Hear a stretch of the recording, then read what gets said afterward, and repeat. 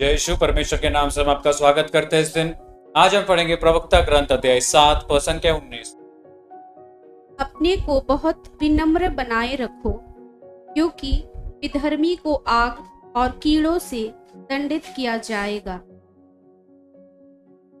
मेरे भाई और बहनों, परमेश्वर का वचन कहता है कि हमें अपने आप को पूर्ण रूप से नम्र बनाना है, क्योंकि जब हम कुछ आशीष पाते हैं, करुणा पाते हैं, दया पाते हैं, हम अपने दिमाग से घमंडी हो जाते हैं कि ये हमने अपने मेहनत से किया है, ये हमने अपने मेहनत लगन से किया, लेकिन हम भूल जाते हैं कि हर एक चीज देने वाला तो वो है।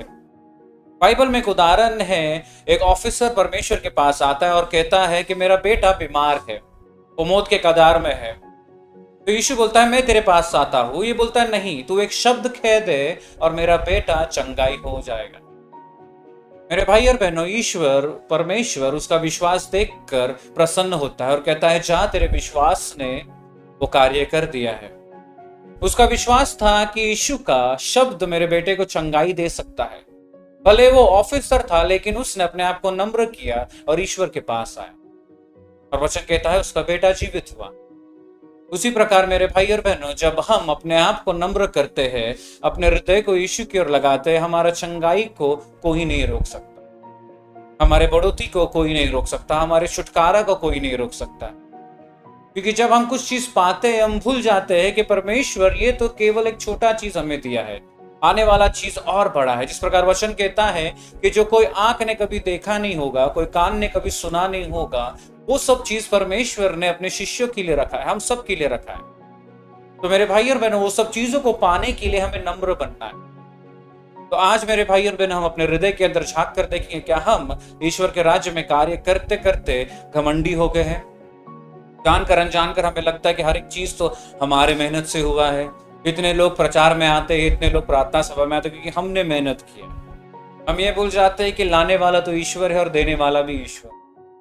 तो इस सुबह हम वही अपने हृदय के अंदर झांक कर देखेंगे। इस समय अपने आंखों को बंद कर अपना पूरा ध्यान परमेश्वर की ओर लगाएंगे। हे पिता परमेश्वर, इस सुबह के लिए धन्यवाद देते हैं, सुंदर वचन के लिए धन्यवाद देते हैं। तेरा वचन कहता है परमेश्वर के नम्र बनो, क्योंकि जो घमंडी है परमेश्वर, तेरा वचन कहता है कि उनका अंत तुझसे भी बेहतर होगा। हम प्रार्थना करते हैं परमेश्वर, हमारे हृदय को नम्र बना। हम कभी कभी भूल जाते हैं परमेश्वर के हर एक चीज जो हमें दिया गया है, हर एक चीज जो हमारे पास है, वो सब तेरी ओर से आता है, क्योंकि तू एक पिता है और तू एक हर एक चीज अपने बेटों को देता है। हम कभी कभी भूल जाते हैं परमेश्वर, हमें लगता है कि हमारे मेहनत से आया है। वो सब चीजों के लिए परमेश्वर इस सुबह हम माफी मांगते हैं। तेरा पवित्र आत्मा की अगुवाई हमारे हृदय के अंदर उतार परमेश्वर, के हम पूर्ण रूप से नम्र बनकर हर एक चीज करें परमेश्वर।